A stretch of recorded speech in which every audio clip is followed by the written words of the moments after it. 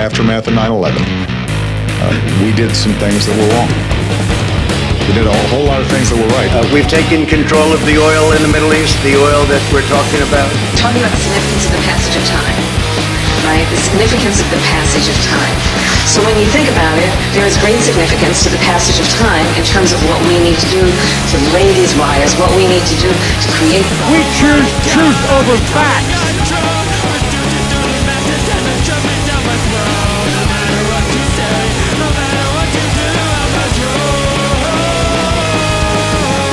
America is a nation that can be defined in a single word.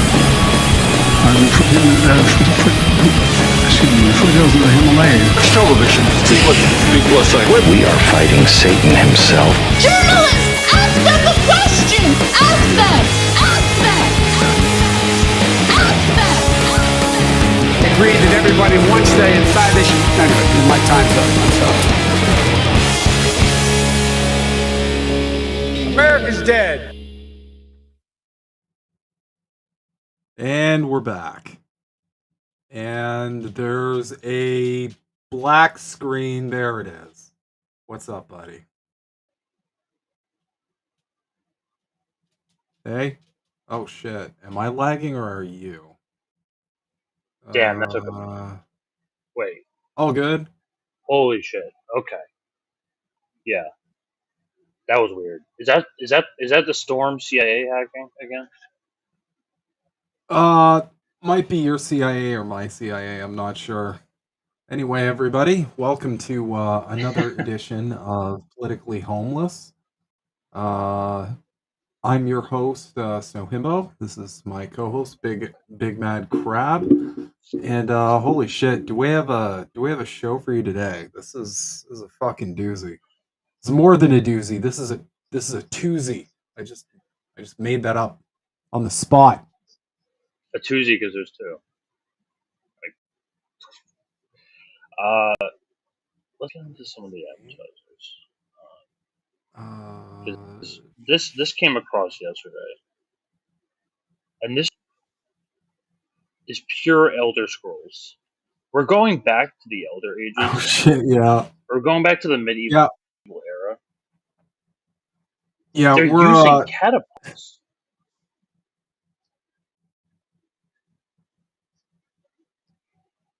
We're back to using catapults. So where are we in terms of? It's not even that. We've got fire arrows as well. Like it's Legend. You know what? Fire arrows are pretty base though. Like it's just kind of cool. Fire arrows going in Elder Scrolls. That's some good shit.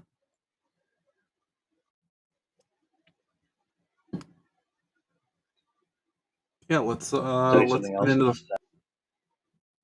the.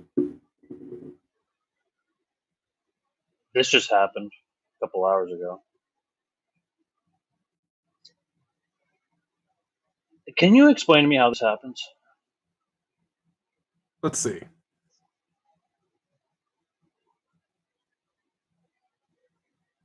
Is that not showing up? No. Yo. Oh, wait.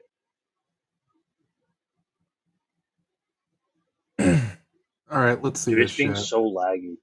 It's so laggy. Yeah, it could be the storms. It could be. Hold on. Let me reload real quick. Yeah. All good. All right, now you're just stuck looking at my fucking face. Sorry about that. Anyway, I hope you guys all have had a really good week thus far. I've got tomorrow off, which is great because I feel like I'm getting really burned out on everything. Oh, thank God. I hate talking about myself. So do I. I feel like talking sucks. Really. Fucking sucks. I like listening, but goddamn. Well, I really want to know. I just want to know how this happens. I want to know how something like this happens. How do you get? All right, let me see, because I've definitely not seen this. So let's fucking. I want to talk to you about aliens. Yeah. UFOs, UAPs. I know the disclosure we've. All right, we're back. I know. We're back. I know. Okay. Welcome to a new edition of Politically Homeless. This is it. All right. No more lag. We've seen in Congress recently. It's confusing and upsetting a lot of Americans because there's something happening. There are unidentified aerial phenomena in the sky. We don't know what they are. Do you? So it's Don't you love the questions that are getting asked? Is he going to The say it's hard-hitting Hamas? questions. Is he going to say it's Hamas? That's all I want to know. Is he going to be like, it's We'll find out. Hamas, we have to blow him up? a question I do get a lot, and it's such an interesting question. I've met with pilots that look just like you, actually. Okay, they have more of a crew cut. Okay, they look like him and they look like you. Some of them look like you, a little fatter. but these are perfect people, and they're not conspiratorial. They're not just flirting crazy. Okay, go. And they tell me stories that they've seen things that you wouldn't believe. These are not people that you would say, "Gee, oh, that's No okay." way. President of the United States. But I said, was your who phone is it? silent? That's Joe Biden wanting to do an interview. So I've met with pilots like beautiful Tom Cruise, but taller. Yeah. Okay, handsome. Tom Cruise, but taller? Sir. Oh my God.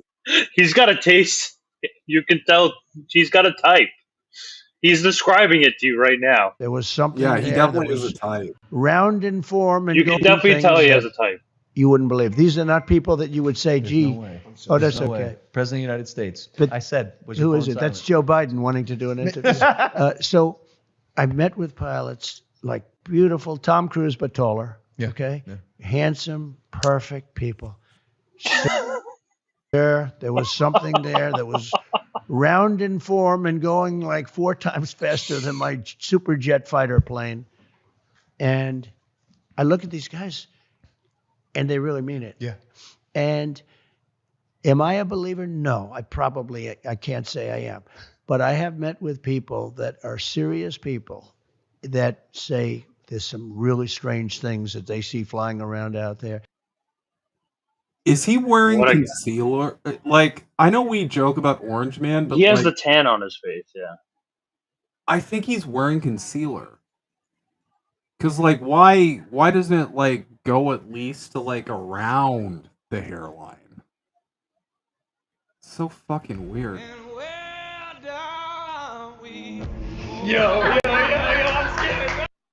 This is terrible. Sells for a lot of Didn't he get... What is he Didn't he- doing? On this What kind of podcast. drugs Yeah, I is think this he should. fucker on? For real. He's like, The invite to this is the behavior of a man who's on like his 5th line of blow. I don't know how else to describe it. It's Didn't he very make fun of odd. a dead Japanese guy in the woods once? Or was that his brother? Yeah. That was him? I think How does so. where does this come from? I'm really curious. We'd like to extend the invite to Joe Biden if he'd like to come on this podcast. Yeah, I think you should. eventually. You know what chance you have of getting him on? I'd say less than 1%. Okay? If you did that, it'd be I'd actually watch that one. We'd like to. First president So in what the the history of our fuck? country. You should make a diss track on him. Yeah, we'll do something. Do you think that you're starting to soften your... That's on brand for Trump. But, So like, what the fuck is happening? What is this podcast? I don't know. I mean, perhaps it's like a UFC thing, but yeah, really curious about that one. Not really sure what's going on. That's just weird. That's just strange and weird. What the fuck? God damn. I don't know why we needed that, but did I show the Maybe he's trying to appeal to like the MMA crowd. It kind of seems like it, Like, but I mean, they already kind of have him. Some of the MMA people, like Jake Shields, are breaking away from the whole Israel shit. So maybe he wants to like appeal to that. I don't know. Just talking about beautiful pilots and fucking flirting with the dudes he's podcasting with, and like, go for it, man. Live your best life. But you are married, sir. I don't think your wife would appreciate that. That's weird. I am looking for one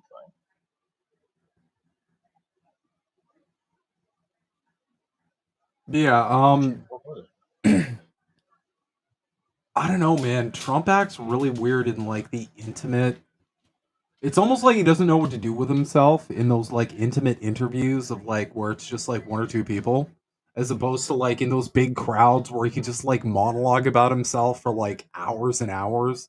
That dude can do like 4 hours easy of just like riffing.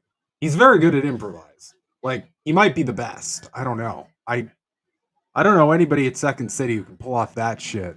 He's got like a tight 4, but a tight 4 hours as opposed to like a tight 4 minutes. Here we go. But he's always weird in these more intimate settings. He just like, I don't know. He's like,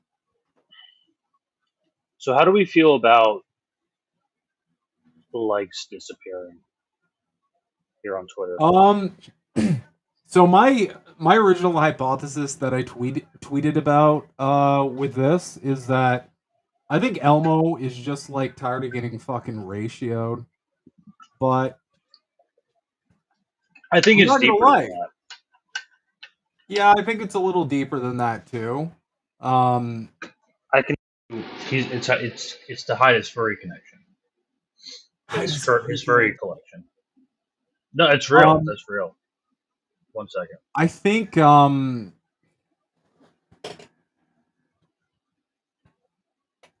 don't know, what's your take? Because I think maybe it's to hide being able Well, you know, oh my you can God. like the good side of this is that you can like your own tweets now, so it's free boosting, and no one will know. I get that. But Should you here's have the thing, option to turn it on? Don't you think? Isn't this only for paywalled accounts though? Isn't this only like a paywall feature? I don't think this is for people who don't subscribe. I think it's only for people who subscribe. I'm not sure. Can anybody confirm that? Is it only for subscribers or not? Because that's kind of what I'm feeling. I can't see likes on anyone. I can. Even when you go to the post, you can't see the likes. Only your own post you can see the likes.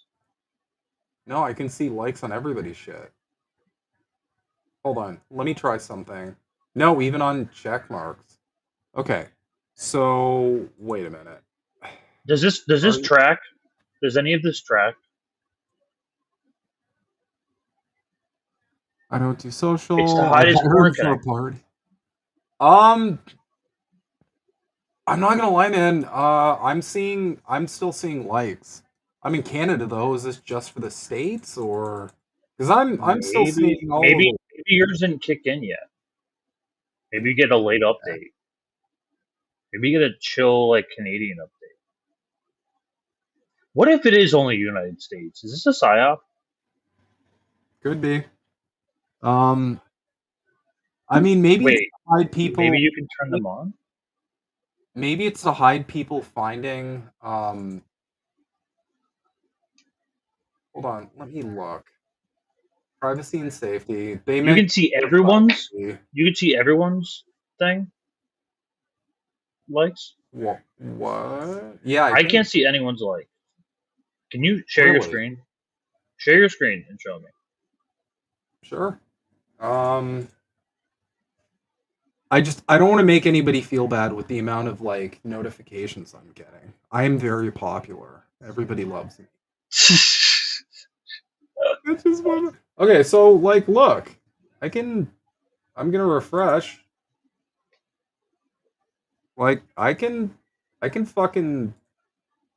see all the likes. No. Like you can't see who liked them. Oh, like going to view post engagements? Okay, yes. Quotes and reposts. And then go to someone's profile. Go to someone's profile. You can't see the likes tab is gone. That's gone. Yeah, but you can still see like how many Yeah, there yeah, are. you can see how many likes there are. You just can't see who liked them. Okay, so ratios are gonna stay. That's all I care about. Well, I mean, yeah, ratios will stay, but the privacy of it is it necessary? I mean, Um, I mean, here's the thing. I remember, I think, I think Midwestern Marks went through this recently, where like someone went and found a Nazi thing that he claims he accidentally liked, and it like blew up, and it was because someone was like searching through the likes tab for like dirt. I guess I don't know how else you like find that without like wanting to find dirt, but I mean, it could be that. It could be like. It could also be like, maybe people just want their likes to be private, so they don't want other people seeing what content they're liking on Twitter. Uh, I'm trying to think of what else. Wait, hold on. Can I see who liked my shit? Yeah, so I can see who you liked can my see shit. your own likes. Yeah, you'll be able to still Okay. see your own likes. I'm surprised you don't know this. No. I'm terminally online, but terrible at it, actually. Uh That's actually, I'm putting that in my bio. Terminally online, but not very good at it. I think it's the most Okay. applicable thing about me. Um Okay. No, but like I'm trying to think if it's like if this is related to the porn bots somehow. Uh there's got to be some kind of deeper angle. But then again, a lot of these, I'm not going to lie, dude, a lot of these changes since Elon took over just don't fucking make sense. Like, and I'm as tinfoil as you are. I'm tinfoil as fuck. But like, I can't even tinfoil some of the things he's done. They seem random as shit. I can only imagine, like, maybe this is just like, I don't know, maybe Elon's thinking with like degenerate brain, like, you know, well, I don't want anybody seeing what I'm liking, therefore maybe everybody else would like hiding what they're liking as well. That's all I got. I don't know what else to say. All right. Well, so we're gonna get into this petrodollar business. I do want to start with the origins of the petrodollar, just because that's kind of, I feel like the context is kind of important. The context is everything in this. There's a lot. Story, in this. I want to bring context. So this has got the Bitcoin bros freaking the fuck out. I don't know why. I guess because they love markets so much. Like we have all of the whatchamacallit, the finance bros. They're going wild over this, and some They people love are saying, markets. yeah, they love markets. So they like they're either trying to it's the same thing with the lost my train of thought. It's okay. They love markets, and they also love don't markets. understand markets. It's a great combination. It's like Yeah. loving Well, capitalism, but not understanding what it is. the whole thing is fake anyway. I mean, and the GameStop thing kind of proves that. They're kind of like ANCAPs. It's a weird niche of internet people, but they're all, so everyone is talking about. Some people are saying it's fake. That's not true. Um, Petrodollar is definitely a real deal that they signed. There's a New York Times article that's from like 1974 that you can trace back to. It's not like it wasn't. It's not called a petrodollar agreement, and like you can like find like signed documents somewhere. It's a you can find the talks. You can find when they they did it. They have a document obviously, but like not like to like a media organization from 1974. I it was mean, definitely real because it definitely happened, and it's a response to a lot of things. We'll watch this. Here. let's The focus check of this it channel is out. obviously about learning to trade. However, so many new traders only want to focus on the charts themselves and completely neglect fundamental analysis. This is particularly true for private forex and commodity traders who often have a broad view of one or two fundamental topics and base everything else on the charts. Of course, you can trade profitably doing this, but it's sort of like driving a car without checking your mirrors. Most of the time you'll be safe, but every now and then you'll have an accident. So in order to avoid that, we're going to be including more fundamental analysis style videos on this channel. Now, some of these videos will be entertaining, like some of the eye in the sky videos that we've done. Editor's pick on seekingalpha.com. The war commencing on the 6th. The link to that is in the description box. Now, the relationship between the US and Saudi Arabia continues to gather headlines in the global financial and political press. While this is expected to continue in the near future considering President-elect Trump's stubborn stance on the issue, it is currently unclear how these issues will conclude. In order to fully appreciate the background of these issues and the relationship between the US and Saudi Arabia, it's important first of all to understand the system that underpins this connection, the so-called petrodollar. In this video, we'll explore the history of the relationship. What is happening? Wow, really? You're gonna do this to me? What the fuck happened?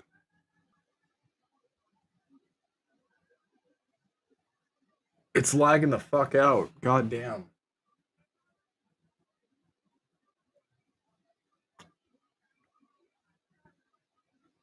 Is YouTube taking a shit or what's happening? Saudi Arabia continues to gather headlines in the global financial and political press. While this is expected to continue in the near future considering President-elect Trump's stubborn stance on the issue, it is currently unclear how these issues will conclude. In order to fully appreciate the background of these issues and the relationship between the US and Saudi Arabia, it's important first of all to understand the system that underpins this connection, the so-called petrodollar. In this video, we'll explore the history of the relationship between these two nations and the formation of the petrodollar system, with the ultimate aim of comprehending the implications on the world economy and the potential decline of the US dollar. This video is part of a series that will provide the viewer with an overall understanding of this situation, concluding with a breakdown of the current issues and potential solutions.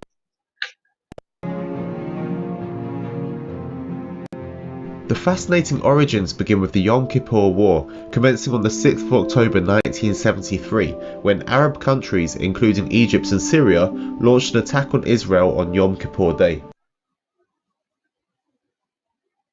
causing Israel to go on full nuclear alert. In an attempt to defuse the conflict, the US acted as an intermediary between the parties, with Secretary of State Henry Kissinger facilitating the so-called shuttle diplomacy, beginning on the 5th November 1973. Nevertheless, they opted to supply Israel with war material and other supplies. In retaliation, OPEC countries triggered an oil price increase from $3 per barrel to as high as $17 per barrel. In addition to this, they also chose to reduce oil production by 25%. The consequences of this action were severe for the US. They entered the worst recession since World War II, experiencing rising inflation, decreasing industrial production, and a plunge in the stock market, which continued for a number of years until finally coming to an end in the early 1980s. Following the famous Nixon shock economic measures, the US chose to cancel the convertibility of the US dollar to gold in 1971. As a result, the US dollar experienced a significant reduction in purchasing power during the period 1971 to 1973.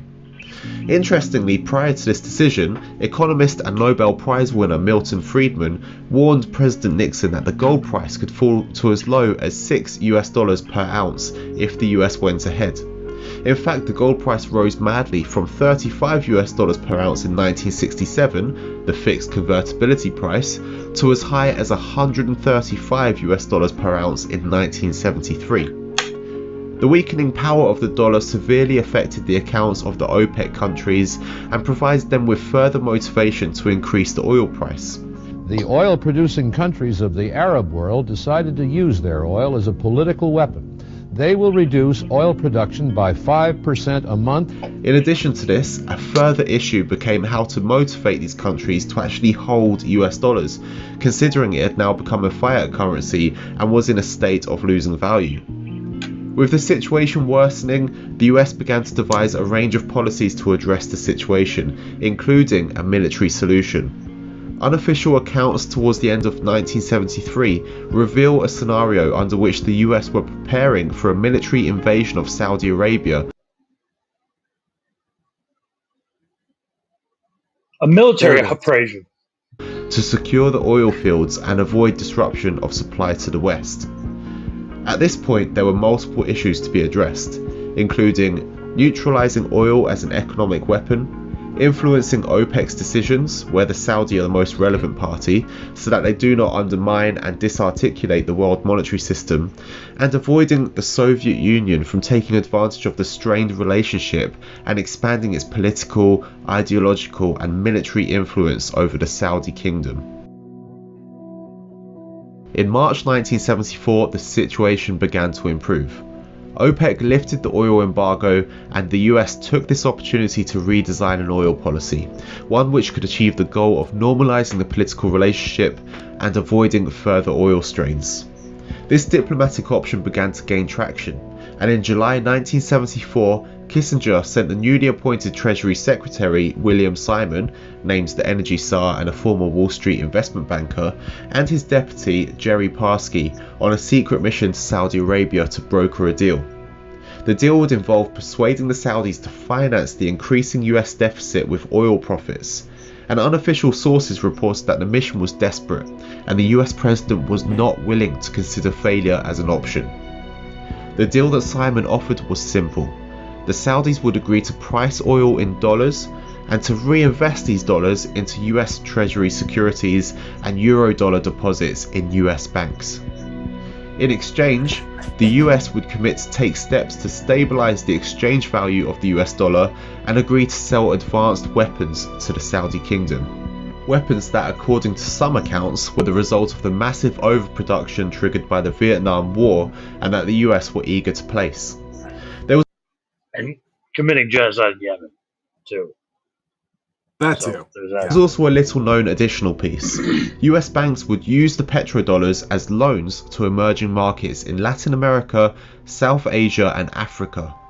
In turn, these countries would purchase US, European and Japanese exports. The ultimate goal was to reignite global growth and increase demand for oil, a win-win solution for all parties involved.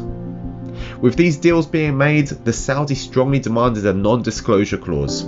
The US would have to agree to maintain confidentiality regarding the Saudi investments. This was agreed and maintained for over 40 years, until May 2016, when the US Treasury finally revealed the size of Saudi holdings in US Treasuries.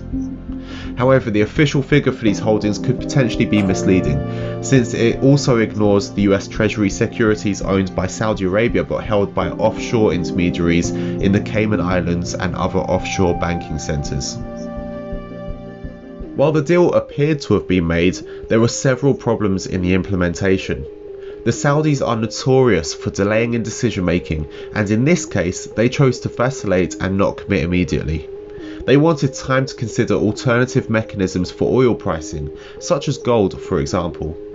Additionally, the resignation of Kissinger in 1974 as a result of the Watergate scandal provided them with yet another excuse for delays. To overcome the gridlock, the US sought to apply pressure by openly discussing the military option of occupying Saudi Arabia. On the 1st of January 1975, Commentary magazine published one of the most famous articles in the history of American foreign policy. The article was written by Robert W. Tucker, head of the American Foreign Policy Institute and a member of the inner circle of the White House. The title was Oil, the Issue of American Intervention, and it made explicit references to the military scenario the US was working on. The article served its purpose and convinced the Saudis to sign the deal. Despite a range of highs and lows, All administrations since President Carter have shown commitment to the mantra of a strong dollar. For 35 years, from 1975 to 2010, the petrodollar deal has remained intact, despite oil price increases and dollar volatility. The dollar has solidified its role as the leading reserve currency and the leading payments currency. But by 2009, a new economic crisis eroded the stability of the petrodollar deal. In September of the same year, world leaders gathered for the G20 Leaders Summit, and President Obama proposed a plan to boost world growth based on a simple idea: that each major economic bloc or region would commit to move away from a sector it's been overly relying on and towards an area that offered growth potential. For China and Japan, this would mean moving from capital investment to consumption. Europe would move from exports to investment, and the US itself would take on the task of increasing exports. The main obstacle in attaining a growth in export was that without being able to double the size of the labour force or the productivity of labour, which are the main drivers of industrial production growth, the only viable option would be to cheapen the currency. By July 2011, just 18 months after the meeting, the dollar index stood at 80.48, which represents the decline of 8% and a new all-time low. I do want to also point out another good, like, if we're going to go back to the history of this, during this time, we're just jumping off the gold standard. Yeah. So you can see, so Nixon, we jump off the gold standard in 73. Now we're on fiat currency. So this is where the money printer can really go brr, and it doesn't really matter anymore. We have like enormous debt to China. Well, we're in trillions of debt. You just go to USDebtClock.com. It's up there. It's pretty bad. The situation is pretty bad. But that's why, like, I don't think we're gonna pay any of that back. We're not. No, I don't think anyone expects for any of us to pay any of that back. But I wouldn't, dude. At this point, there's your incentive to like try to like build up the U.S. dollar in some sort of like, geo-financial way. At this point, like I've said elsewhere, like I wouldn't be surprised if China just forgave the debt and said, "Fuck it, we don't, whatever, or we're balling." Time low. A currency war had started which continues to survive until today. Relations between Saudi Arabia and the US have deteriorated sharply over the course of the Obama administration. There are a number of causes for this. One being the Iran-US nuclear negotiations and the US acknowledgement. And the euro is basically the dollar, by the way. It's essentially the same. They're tied together because Europe basically thrives on exports, and you can't. They can't survive with that, and tourism. So, acknowledgement of Iran as the leading regional power. Second, the release of a top-secret 28-page section of the 9/11 Commission report that clearly reveals links between the members of the Saudi royal family and the 9/11 hijackers. The Saudis have threatened to sell their US Treasury securities in response, but they failed so far to keep their word on that. And thirdly, the US is now a net exporter of energy and supposedly has the largest oil reserves in the world. In response to the weakening of the US dollar, several OPEC nations are now allowing oil transactions to be carried out in other currencies. In January 2016, India and Iran agreed to settle their oil sales in Indian rupees. In 2014, Qatar agreed with China to be the first hub for clearing transactions in the Chinese yuan. So the one thing is true. So I will tell you, it's definitely, for those who are saying it's not real, it's definitely real. There's an article from the New York Times in 1974 specifically mentioning the petrodollar going into this deal. I mean, it's not called like a petrodollar deal, but like it's referenced several times. And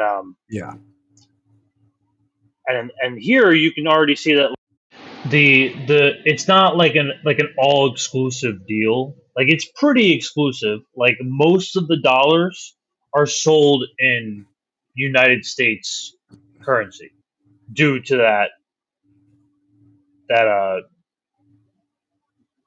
transaction promise or whatever they had going on.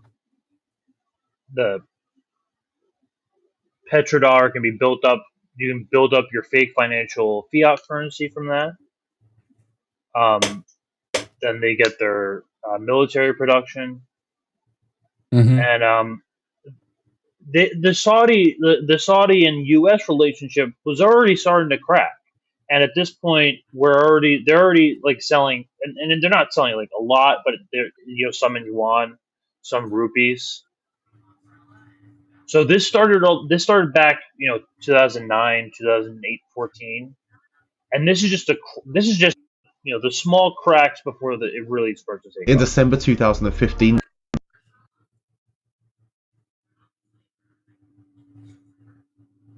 the United Arab Emirates and China created a new currency swap agreement for the yuan, and all of these strongly indicate that the Gulf states are taking measures to reduce their dependence and exposure to the US dollar. All of the conditions that gave rise to the petrodollar agreement now stand in the exact opposite position of where they were in 1975. Neither the US nor Saudi Arabia have much leverage over the other. A new oil pricing mechanism is possible, and once identified and announced, it will signify the end of the US dollar as the leading currency. The oil price will pave the way and will certainly soon be followed by other goods and commodities. Will this be the start of a new era? That's a question for somebody. I don't think anyone can say definitively. Not yet, at least. We can't say definitively for sure, but I will say, and it will would make take a remark. at least a couple years in order for like some sort of effect to come through. But I will say this much. But now there's a much, much stronger incentive to trade with China, which is a very strong economy. Yeah. We can't say definitively for sure, but I will say this much, and I just want everybody to kind of put this in their heads a little bit. The rich and powerful, the powers that be, if you will, had known this was coming probably for a little while. This definitely isn't the kind of thing that comes overnight. And, at the end of the day, if anyone's played Civilization, it's a strategy game, and you can win a myriad different ways. You can win with an economic victory, where you basically control the economy from your nation. You can win diplomatically, where you're just working together with all the other countries so well that you just achieve victory. You're all working together. Everybody's happy. We're all jerking each other off. That wasn't necessary at all. I apologize. And I want to point out too that Saudi, like back in 2019, they were getting pissed at us for not, helping them kill more Yemenis people, more, not having the like putting. They basically threatened Biden that we're not buying your shit anymore. Yeah. And they're saying they were fine under Trump, but in 2019 they directly threatened Biden. Yeah. What was it? I was looking at them. But as I was saying, just briefly. So, another way to win in Civilization, to go back to this game for a little bit, is through domination. So when you can't win economically, because you're getting ruled by other countries, yes, you dominate the fuck out of the rest of the world, and that's how you win. You beat everybody else. So, this plus BRICS plus all the other things that are happening in the world, I know a lot of us have been scratching our heads as to like, holy shit, why are our leaders just like dragging us into military conflict after military conflict after military conflict? holy shit, we're like saber rattling with like we're on nuclear brinksmanship with like two different superpowers and blah blah blah. This might be a piece of that puzzle because Here's the Wall Street America and Journal. its allies, Back in America and its 2019. allies, the West in general is exhibiting all of the signs of a late stage empire, and they're overextended militarily. I feel like in a lot of ways, this with a lot of other factors explains why we're seeing all this psychosis. It's the country equivalent of flipping the table over. They can't win any other way, so they have to win versus like with the direct option. They have to win, and I'm going to be really curious. No, it is a little like a risk game. Well, because why else? Why else would one like take so many fucking risks like this in such a drastic and like almost desperate manner? Like you're fucking with Israel, and they're shit in the Middle East, and that's a different issue, obviously, because because Israel's basically like America's stronghold in the Middle East. Biden's been quoted, before saying like it's the best investment we've had. If we didn't have it, we'd have to create it. We blow up pipelines, like our own. We blow up our allies' pipelines. That's how much we care about the oil. And like the screen, Saudi Arabia. Sorry. No, go ahead. It considers accepting yuan instead of dollars for Chinese oil sales. So this is a massive piece of news, Crystal. Obviously, it calls into question financial system, but more important is that this is a very clear signal that the Saudi Arabia are, quote, angry over U.S. lack of support for their intervention in the Yemeni civil war, over the Biden administration's current attempt to strike a deal with Iran. And so that is why they have slapped Biden in the face by refusing to take his calls. They will take the calls of the Russian president and of Xi Jinping and like, oh, sure, yeah, we'll buy more oil. Now, China, remember, they buy 25% of Saudi Arabian oil exports. They are addicted to Saudi oil, and a huge part of the One Belt, One Road initiative is actually getting more Saudi oil, or as much as they possibly can. Now, I found this fascinating because this is a clear signal that they are not afraid whatsoever of the Biden administration, which is pathetic, honestly. The Biden administration continues to greenlight arms sales to this country. We allow ourselves to be humiliated on the world stage by having MBS refuse our president's phone call, and their king refuses to talk to our president. They refuse to pump more oil despite our ass. And, there's probably some active OPEC collusion on their part in order to keep oil prices as high here as possible to destabilize the Biden regime. And all of this, I would just say, is screw them. I mean, we have a... Yeah, but I don't really need to listen to Cigar's opinion, but here's the point. This has been like kind of building up over years and years and years.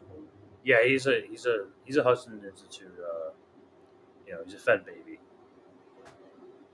Fed baby. But this, I just think it's really interesting that like pieces are kind of like falling together at the very similar timing. We had just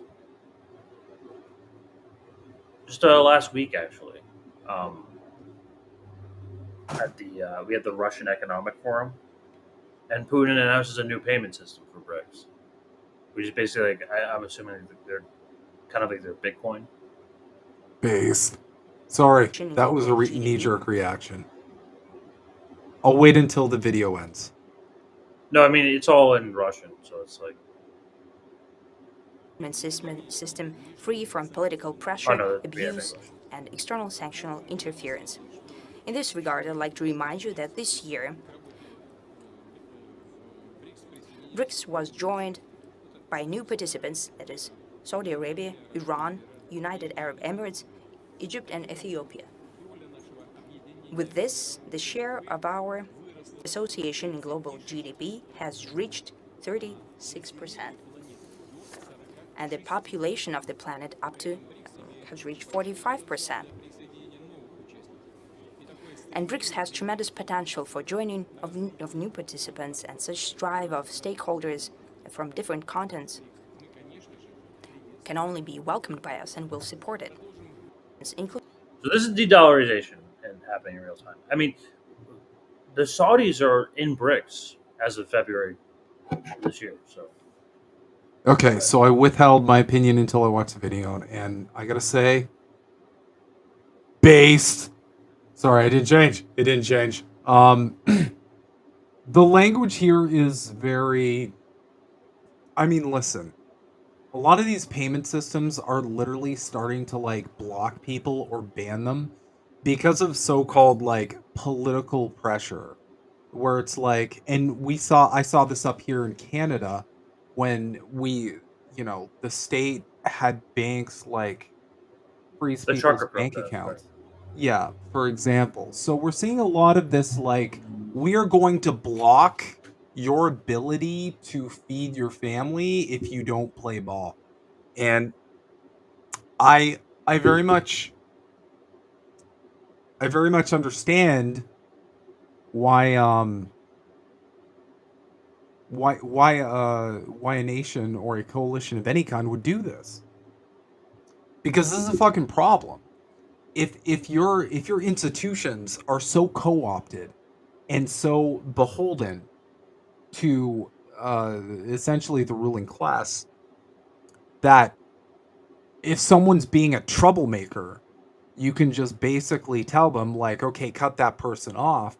Well, okay, now you got a serious fucking problem, because like if you're blocking the flow of income, you're essentially like, it's a version of like digital siege warfare essentially. Um, you know, Yeah, you're but I literally mean, trying to starve someone out. what is that? What? How do you relate that to like the currency market? What do you mean? Because I mean, I guess like if you had like if the U.S. dollar really like it really became like as truly worthless as it's like supposed to be in reality, like what if we all just like started trading in rubles, like just us, like like once the dollar, and then we just fuck the banks and fuck like everything. Like we'll create our own civilization that takes the BRICS money. We'll just trade in BRICS money because it's actually worth something. Anarcho-Brixism, I'm for it. Yeah, Let's do it. yeah. Anarcho-Brixism. Anarcho-Brixism. Let's We fucking could do go. that. We could do that. I'm changing my Twitter profile right now to anarcho-Brixist. It's better than being an anarcho-Bidenist. Thanks for that one, Bosch. No, but like, no, my only point was like the free from political pressure, abuse, and external interference sort of thing. That's kind of what I was commenting on. But yeah, like I mean, in general, the tide is turning. Um, I guess the greater narrative. Hey everybody.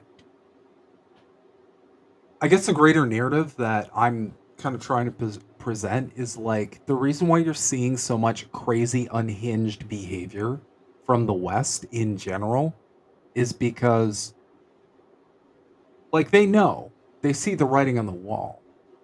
All these other countries see the writing on the wall too. The world is moving forward, and the West can join them, or they can crumble to fucking ash. And the scary part is that it seems like the option they've chosen is, well, if I can't control it, then nobody can. And I feel like that's kind of the dominant. Yeah. If the only option left is militarism, when that's your only option. That's kind of it. The whole economy is built on whatever weapons we're exporting to whichever country, to whatever proxy war we're currently fighting. Well, the thing about this is like it's perfect. It's a perfect indication of like the whole American economy is like a house of cards. It's based on nothing. Like it's fucking literally fake. And now one of the major chains in that break. So,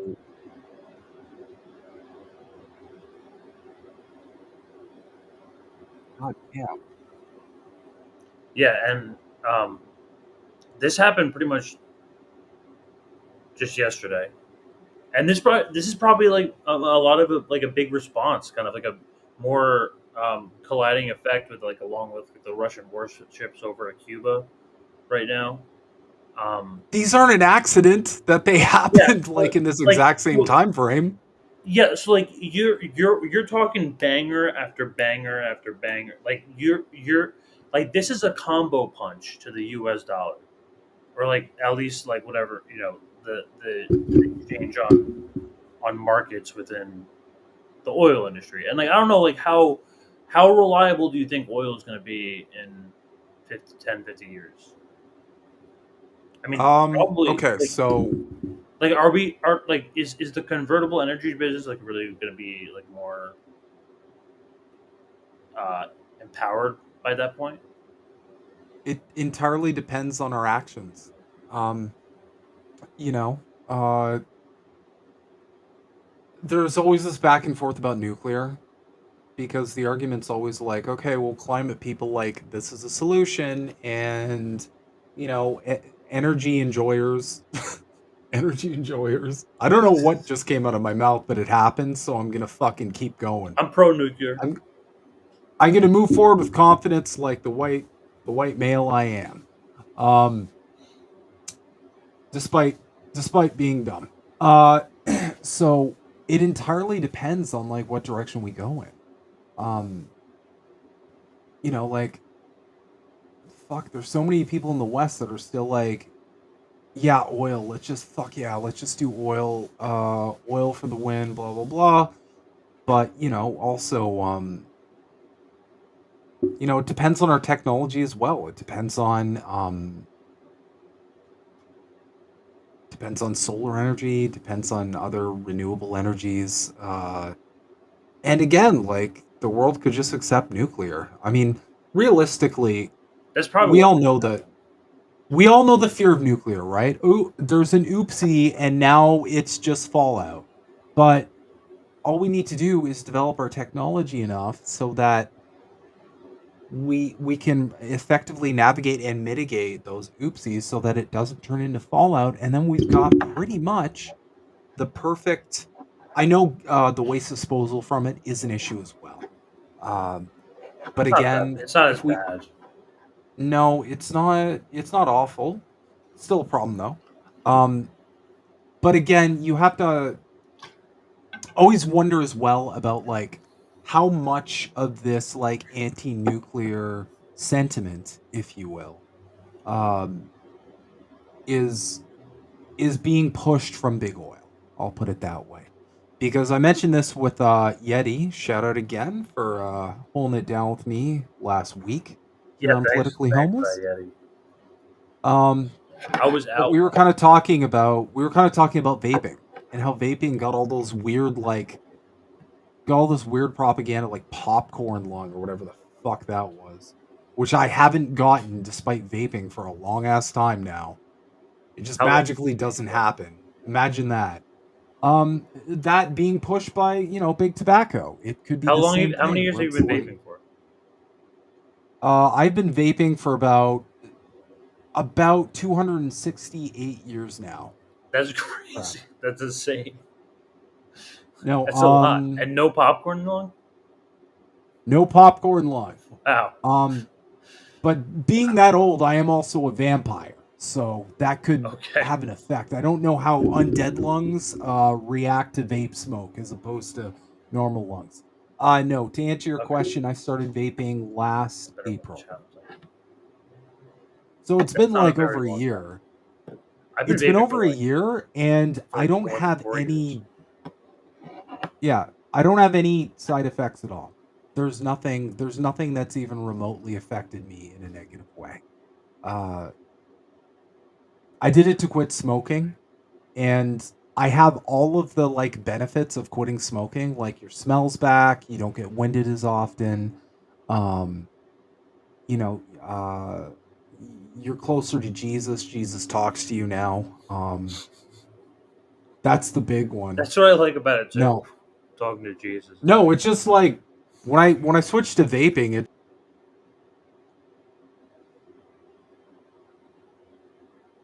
just like because now you smoke and you switch to vaping. Don't expect not to go through fucking withdrawals, because you will go through bad fucking withdrawal. For a week, I was losing my mind. I was going insane.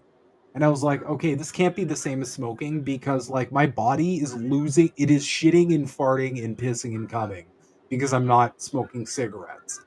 Which speaks volumes to cigarettes, because like what else is in cigarettes? Because this has nicotine in it.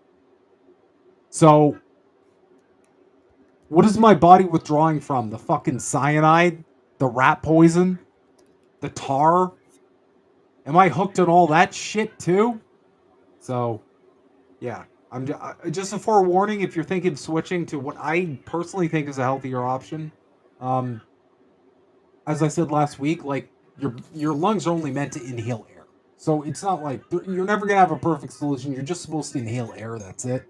But if you can't get off the fucking death sticks and nothing else is helping, this is the only thing that's worked for me. So yeah, I am not getting kickbacks. I'm looking to quit. From, I'm looking to quit. This is it's been a while. But I am one of the people who started with cigarettes and then went to vaping, and it was just better. It's been like pretty much since I was like 22. So like 6 years. Yeah, that's bad. Yeah. I'm gonna be done. And I mean, no, like, before yeah, that, maybe like 20. Yeah, like 20. It should. So like 8 years. It should be easier to quit. It should be easier to quit vaping from cigarettes too, because you've already gone through the withdrawals. I mean, I don't need. Like, it's not the same feeling. Here's the thing. When I smoked, I never forgot to smoke. I've forgotten to vape. We're so That's off a topic difference. now. Yeah, we are. Anyway. What a ride. I blame myself. I blame myself. But yeah, thank you for bringing us back. Because if I don't have an anchor, I will ADHD the fucking show into like we'll be talking about like sperm whale courting rituals and like the different like density of seashells in the Pacific Ocean. Like I'll get us there. I'll speed run us there in like 5 minutes. Okay, so thank you for bringing us back. Anyway, we had some. I think that was it with Petrodollar anyway. For the most part, I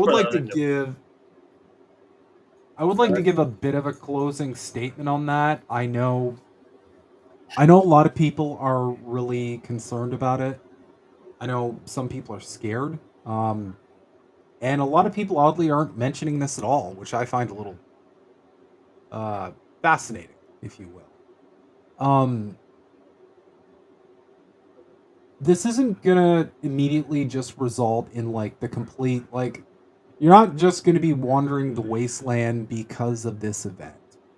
What most companies realistically will have to do is adopt more of a global model in general. The West is going to have to learn. If we were to accept a more multipolar world, we could exactly. If we were to join BRICS, like I said, I'm an anarcho-BRICSist. Mm-hmm. I don't know. Anarcho-BRICSism all the way. I am an anarcho-BRICSist. We're starting a new ideology right now, and it's called anarcho-BRICSism. Anarcho-BRICSism. We're doing that. What are you guys doing? We're starting a whole ass new ideology. Let's do this. Yeah. Anarcho-BRICSism. Let's go. Let's make it popular. That's the only way out. That's really realistically the only way out of a financial collapse. But yeah, the reality is, like, the West in general is going to have to. They're going to have to accept. They're going to have to accept losing.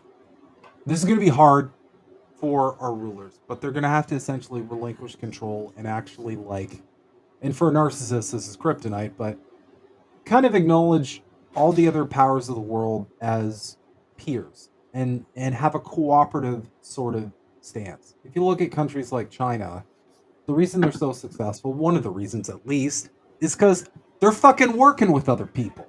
They're not running around all over the world blowing shit up and strong-arming people and doing proxy wars and nuclear brinkmanship.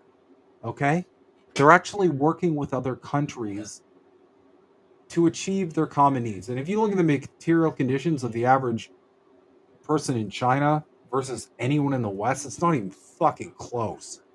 Have you seen their home ownership, for Christ's sake? They're embarrassing us. And I think part of that is because instead of having this unhinged perspective where they just have to control the world and boss the world around, they're just like, hey, what if we just all work together? And we just kind of went with that. So yeah, build shit, don't break shit. Thank you. Exactly. That's how you get ahead.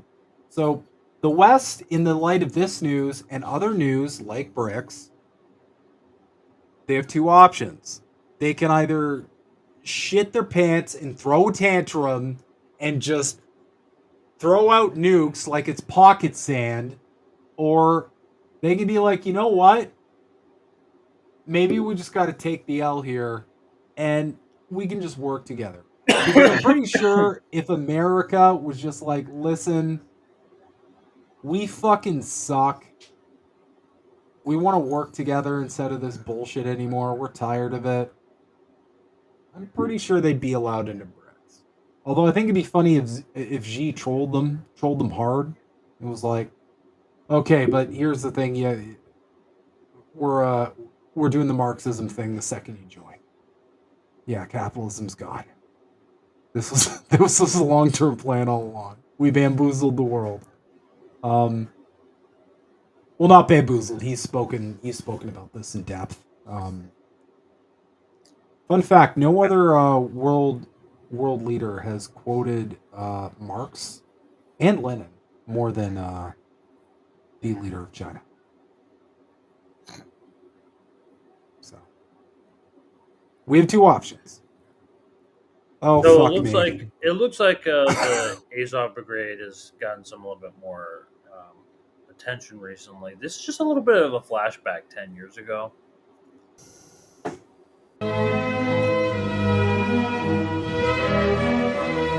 Oh, goddamn.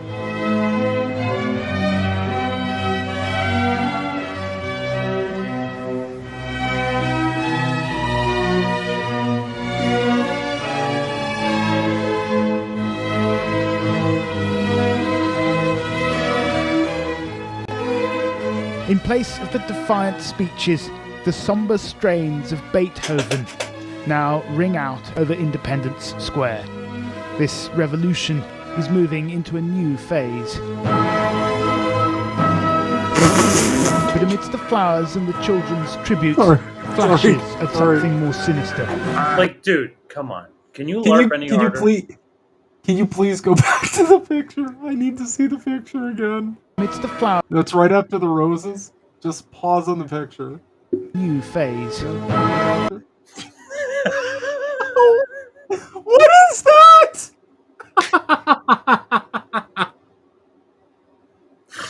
That's Azov art. That's Nazi art. Those kids are drawing that. Okay. Here's the thing. Do you think an actual kid drew that, or do you think like some fucking operative of some kind? That was a CIA like, this is my agent. A CIA. This is my best. This is my best rendition of a children's fucking. Look at that. Look at the detail. Okay, I'm sorry. I'm calling bullshit. You know they were there. Look at the detail of that mask. Look at the detail of the mask. And then look at the detail of everything else. All of the important things like the bulletproof vest, the mask, the grenade. He has a fucking grenade. Yeah. That's all super detailed. But then you got this fucking idiot kid just lying on the floor like a discarded Lego toy. And then you purposely made his one arm way bigger than the other, like that meme about well, you know the meme with the one arm bigger than the other. I don't need to go into detail. But okay. Graffiti is appearing, daubed on the walls of the city. It is perhaps the largest. Its members can be seen marching. Нравится эта идея единой нации. Один народ, ну, как бы, чтобы чистая нация. Ну, не то, что там, как бы у Гитлера как было, ну, в своем роде немножко, ну, маленько, но было, чтобы своя нация. Yeah, so just like a little bit like Hitler. You know, that's how the BBC covered them. They were banned from receiving U.S. weapon shipments for a while because of this. And looks like they got some of their toys back. John But they were getting them anyway, let's be honest. Senior Policy Director for the Center for Arms Control and Non-Proliferation in Washington. John, welcome back to WION. Well, things seem to be getting heated. What could be the reason for the United States lifting the ban on supplying weapons to Azov's brigade, which has been accused of rights violations? From what I understand, the lifting of the ban follows an examination by the State Department of the current conditions in Ukraine and the current situation of the Azov brigade. Originally, the ban was imposed in 2014 when at that time, the Azov battalion was linked to some far-right groups and ideologies that could lead to the violations of human rights. That's what this guy he didn't say bless you at all. Yeah, that's the biggest takeaway I'm seeing right now. Why didn't you say bless you? This motherfucker didn't say bless you. It is in U.S. law that there is a ban on such please stop sneezing. Organizations that could violate human rights. The current examination revealed that the people associated with the Azov unit that were linked to the far-right groups are no longer there. They're just not there. They're just not there anymore. Most of them are probably either dead or in Russian prison camps now, and the current leadership is consistent with that of the Ukrainian army as a whole. So for that reason, the ban was lifted, and the Azov brigade will be supplied as other Ukrainian units would be. Does that make any sense to you? It never has. Nazis left our Nazi brigade.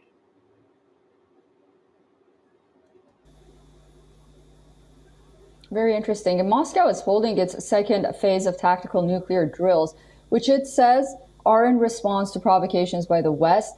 How concerned are we, and how do you see the rising rhetoric surrounding the Russia-Ukraine war at this point? It's somewhat traditional for Russia to make political signals by means of holding military drills. It has done this many times in the past, and so I think it's clearly a response to decisions coming out of NATO countries to further equip Ukrainian forces and to provide some of the ammunition that they are lacking to defend their country. So it's a normal sort of thing. But when you have nuclear weapons involved, it is always best to take things very seriously because of the greater degree of danger of nuclear weapons. We're back into business, boys. We're back. Fuck. We are so back. And so now the Nazis are getting now. According to this report,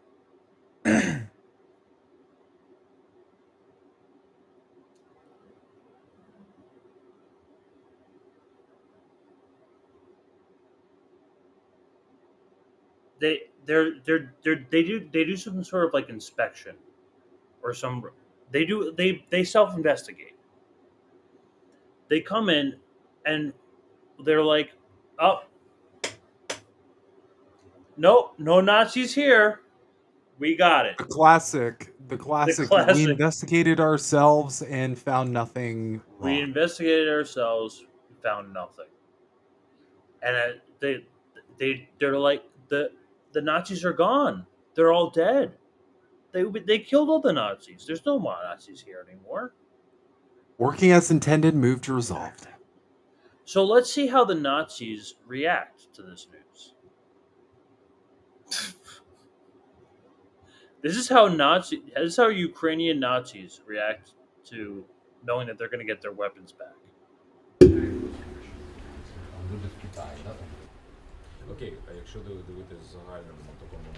Якщо наша бригада почне отримувати західне озброєння, а окрім цього ми ще отримуємо доступ до західної військової науки, то це дуже якісно вплине на ефективність виконання бойових завдань нашого підрозділу, на збереження життя особового складу цього підрозділу. Ой, ну всі були щасливі.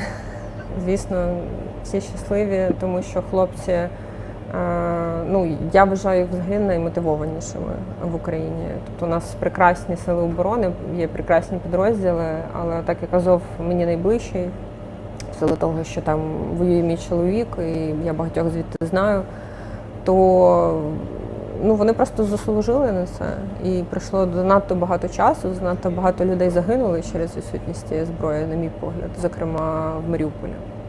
Тому так, вони дуже, мені здається, excited, що називається, що вони зможуть показувати ще кращий результат, бути ефективнішими, бо фактично це єдине, що переслідував і переслідує Азов, бути ефективними на полі бою.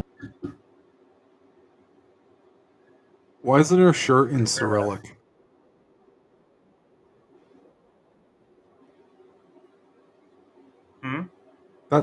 That's what I want to know. Why isn't her shirt in Cyrillic? Why is it in English? Where do you think they're getting their stuff from? Yeah, that's fair. Someone probably just told her, wear this, or wear this, or you don't get a. We're funding Starbucks all card. the Nazis all around the world. Do Of we course understand we are. this? We're funding the Jewish Nazis. We're funding the Saudi Nazis. We're funding the Ukrainian Nazis. We got all these Nazis on our side. It's because the West, about paperclip and all of that. the West fucking loves fascism. It's always loved fascism. There is no nation That's the brand. The brand is fascism. Okay, there's never been a greater indication of this than the Canadian government giving a standing ovation, I'll say it forever, to a fucking Nazi because he fought against Russia. Just for context, he fought against communists. So, in case you aren't aware, the West will side with fascists over communists 10 out of 10 times. That's why they love fascism so much. That's why they're fine with Nazis. Saying, you know what? It's in context. It's a gray area. Genocide, like, maybe we should invent another term for it. It's because the West is closer to that than anything that even remotely resembles a left side of the situation. And that's it. There's only so many examples. Operation Paperclip should have just opened everyone's eyes up, but it didn't for some reason. And now we're just still looking at it again. Just more and more examples of just alignment with Nazis. Fascist policies, authoritarianism. How much longer until everybody wakes the fuck up and realizes that this is a controversial take, but maybe the Nazis didn't lose in World War II. Maybe they just changed alignment. Food for thought. didn't defeat the Nazis. We became the Nazis.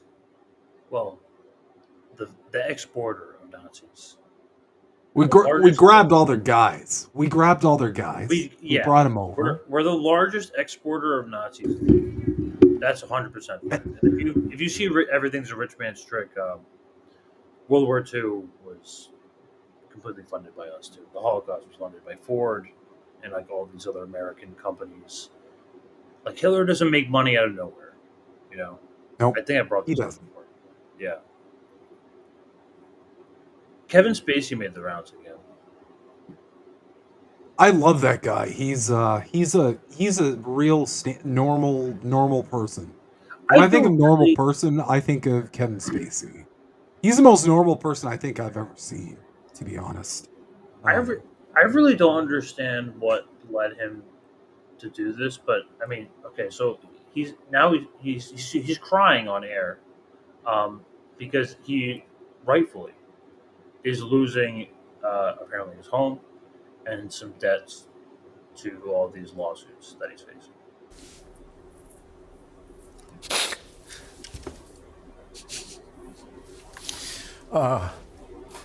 Well, it's funny you asked that question, because this week, where I have been living in Baltimore, is being foreclosed on. My house is being sold at auction. Really? So I have to go back to Baltimore and put all my things in storage. Really? So the answer to that question is, I'm not quite sure where I'm going to live now, but I've been in Baltimore for since we started shooting House of Cards there. So how long is that? I moved there in 2012. So this has been your home for 12 years?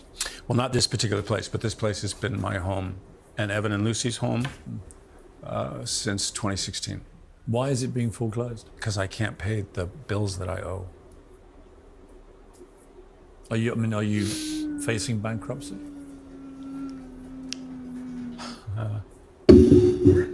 Been a couple of times when I thought I was going to file, but we've managed to sort of dodge it. Sort of dodge it. As of today. Yeah, this is an actor we're talking about, so I don't really know a lot of this. I'm just going to point. So I'm going to point out a couple things from the psych angle really quickly. One of the hallmarks of disordered people, cluster B people in general, is, and actors, I suppose, this could just be performance. He could have kind of, he's an actor, again, like you said. But one of the hallmarks of cluster B people is they can go from one emotional state to another emotional state very quickly. And if you notice in this video, he starts out crying. And then very quickly, he completely switches his cadence to kind of just shooting the shit. Right? If you look at that, it was about 3 seconds. I don't know about you, but I'm confident enough in my masculinity to admit that I cry quite a bit as a man. And I can't just switch it off. Okay? When I'm upset, when you're an actor, I'm you upset. can. Like, when I'm angry as well, when I'm feeling a strong emotion, I can't just switch that shit off. I can't just turn it off like turning off a faucet. This dude just went from, like, bawling on the desk to just normal cadence, normal everything, no tremble in the voice, no nothing. Just went from bawling on the desk to just talking. Just Kevin Spacey interview mode in like 2 to 3 seconds. I'm sorry, but like when I saw this, it just made me fucking angry. Because this is someone who's objectively a fucking sociopath. And he's up there giving the crocodile tears. He's trying to make everybody feel bad for him. And we'll see at the end of this video, there's an angle here and you'll see it. So let's get to the end of this video. Before I talk forever and make everybody leave. 1 second. Do you happen to remember that one time when he posted that like a really bizarre like apology video after all this came out? Oh, dude, was that the? There were a couple videos like that where he was Yeah, like, he posted like two. he was LARPing. He was LARPing as like the House of Cards guy. Yeah, And he yeah, was yeah. like, "Hey, Do Merry anyone remember that Christmas. video? I'm gonna." Yeah, where he was like, "Hey, Merry Christmas. This is sinister and weird. I'm gonna eat your kid." You Like, know, I don't yeah, and you know, fucking. he was on Tucker weird. Carlson last Christmas too. Of course he was, because Tucker Carlson is the #1 sociopath rehabilitator. On the But universe. that's who you go to. That's Dude, who he you go interviewed to when you're like Andrew Tate like when he was going through Yeah. the charges. So Andrew Tatas. Yeah, Tucker Carlson is the guy you go to. You go to Tucker Carlson when you're like, hey, I ate a bunch of kittens. Can you interview me? I want to make my kitten eating facade like a little softer. He's like, sure, I'll humanize you being a kitten eater. That's the guy you go to. I just Anyway. want to point out like this is so bizarre because this man he is I mean obviously when you're like an Epstein assailant you're probably not gonna you're probably gonna choose to skip over your words a lot, but he's trying to say this is Kevin Spacey basically saying I just stumbled upon Epstein's plane a couple times and happened to ride on it.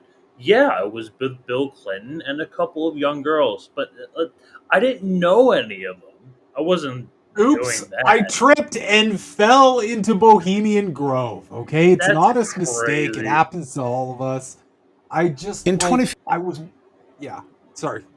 In Play it. 2015, I started seeing reports online, things on my Twitter account that I had flown to this guy Jeffrey Epstein's island and I had abused young girls. And I was like, I mean, if you'd asked me in 2015, maybe even if you'd asked me in 2002, did I know a guy named Jeffrey Epstein? I probably would have said no. Well, of course, I have since learned who he is. And I have since been able to go back and find out that the airplane that we flew on for this humanitarian mission was owned by Jeffrey Epstein. And to then learn, oh, he was actually on some of those flights. And this Maxwell woman was on some of those flights. I didn't know him. I've never spent any time with him. I was with the Clinton Foundation people. That's who I was with. Now, what I understand is that he didn't start to be investigated until 2005 by authorities in Florida. So here's what I can tell you. This Maxwell woman, she was one of many people who sat down next to me in that throne room. I have no relationship with her. I had no relationship with him. I mean, he's not my friend. I'm not a confidant. I've never spent time with him. And interestingly, I will say this. I was very fortunate that President Clinton introduced me a lot of business leaders in London because he knew I was coming to the Old Vic. And I developed relationships with Robert Earl, Pula Ladobovich, Robert Earl, a lot of wonderful people. He says Robert Earl twice. He says Robert Earl twice. Listen. Yeah. And I developed relationships with Robert Earl, Pula Ladobovich, Robert Earl, a lot of wonderful.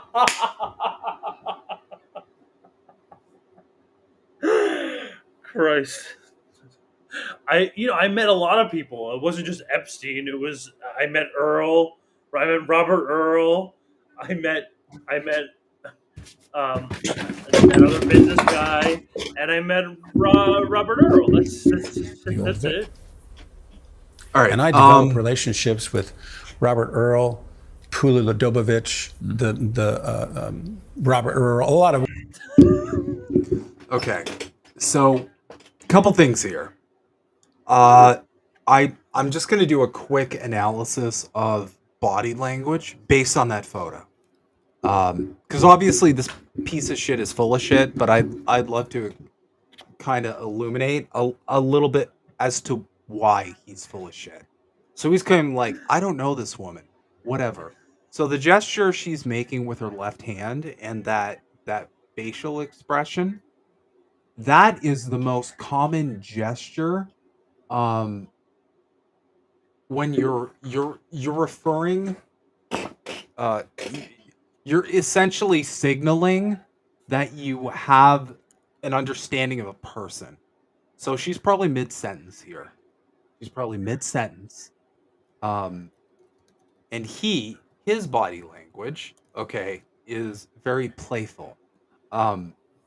Just based on this photo, just look at that photo. Don't listen to his words. Look at that photo and throw away everything he said. Just look at the body language. We're all human beings. We all have emotional intelligence. Unless you're a fucking sociopath. This is at the palace too. Look This is actually at the look palace at in the UK. this. Yeah, look at this photo. Ask yourself, regardless of what this person is saying, does this look like two human beings? Does this look like two adults who do not have a personal connection with one another? No. Or does this There's look no like way. a photo? There's no way you would catch me having my hand that close to a complete stranger. No way. Not just that, but And they're laughing too. Like clearly they're enjoying. laughing, they're giggling. This is look at the freeze frame here. These two people are mid-sentence and it's very casual. So when you're around strangers, you're much more reserved. Even if you can see this with even celebrities. Even the most popular, even the most rich and famous. Not Gary Busey, but it's Gary Busey. You can see this with people across the board. When they're around people they don't know, they're not very open, they're not very big. They're more closed. And these two are extremely open. She is in his personal space. He is kind of around her personal space as well. So this is not the posture, and this is why this photo is throwing people off, and this is why people are criticizing him for this take he's giving, because they are. Because this language, this body language, this is not body language you would normally see with two strangers, two people who don't know each other. There has to be some kind of rapport, some kind of affinity for this kind of language to be present in any kind of organic interaction. Now, I mean, extreme benefit of the doubt / massive cope, possibly copium overdose, but, there could be a photographer there saying, like, hey, you guys go in these poses. But that's A, unhinged, and B, again, cope. This is about as natural and amiable a relationship as one can have captured into a photo. I'll say that much. A lot of wonderful people, Sir Richard Carring, people who supported the work that we did at the Old Vic and gave money to us. Do you know who I never asked for anything? Was Jeffrey Epstein. I didn't want to be around this guy because I felt he put the president at risk on that trip to South Africa because there were these young girls. And we were like, who is this guy? So I will say this. There were young girls on those flights. There were young girls on those flights. Does that sound like one sec? Yeah. Here's a catch I got too. Why is he even putting out into the universe? I never asked Jeffrey Epstein for anything. Who's talking about? Piers didn't bring that up. Nobody brought that up. He just kind of let that out there. I never asked Jeffrey Epstein for anything. Why do you need to go there? If these are people you're so estranged from. So before you're saying you're estranged from these people, they're strangers, you don't really know them. So wouldn't it just automatically be the case then that you wouldn't ask them for anything? If you don't know these people, you don't have a relationship with these people, why are you then taking the extra step of qualifying that you never asked them for anything? It doesn't make sense. That's like me saying, like, oh, I've never known that person in my life. No, I never went out to dinner with them. Well, of course you didn't, because you don't know them. Or the palace with them, like. I never sat in a. I never sat in a. That's like a room of like 50 people at most. I never sat in a weird Legend of Zelda chair with another Legend of Zelda chair sitting motherfucker. Okay? This is so fucking... Oh my god. This is like... Honestly, man, I'm gonna be honest. I always encourage people to study psychology, but it's a real black pill. Because it gives another shade to pretty much just humans in general. And you just get real sad. You want to hug your kitten, but your kitten's busy fucking up your whole house with your other kitten. That's also busy fucking up your whole house. Now they're fucking up your whole house together. Anyway. I want to see their. Let's keep going. Too. Let's go. Here he's straight up admitting to sexually assaulting people. This clip is wild. Listen to this. What do you mean by that? What's your idea of bad behavior when you look back at what you were doing? Pushing the boundaries. In what way? I mean, being too handsy, touching someone sexually, groping people in a way that I didn't know at the time they didn't want. Yeah. What? Some people would say that is criminal. That if you grope people in a sexual way against their wishes, that is a crime. I agree that the word grope is a very odd word. I personally, I have caressed people. I have been gentle with people. That is the way that I am. You're making a pass at someone. You don't want to be aggressive. You want to be gentle, and you want to see if they're going to respond positively. So I think the word itself is not a word that I associate with my experience. But would you say all of that was consensual, or was it an attempt at seduction that, if it was repelled, by definition becomes, I guess, non-consensual?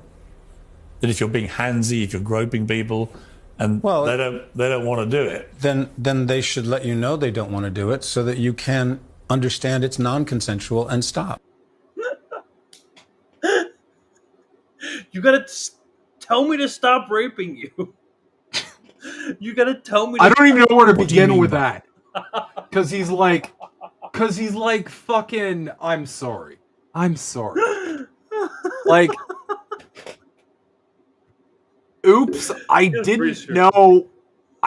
Sorry, I didn't know. You didn't, say the magic word. You didn't give me a safe word. Okay? He's literally he's trying to defend just being an absolute diddle machine. And he's like, sorry, I didn't know it. This is the take. He's basically like, sorry, I didn't know it wasn't okay to just be a diddle machine. I just, I went up and I just,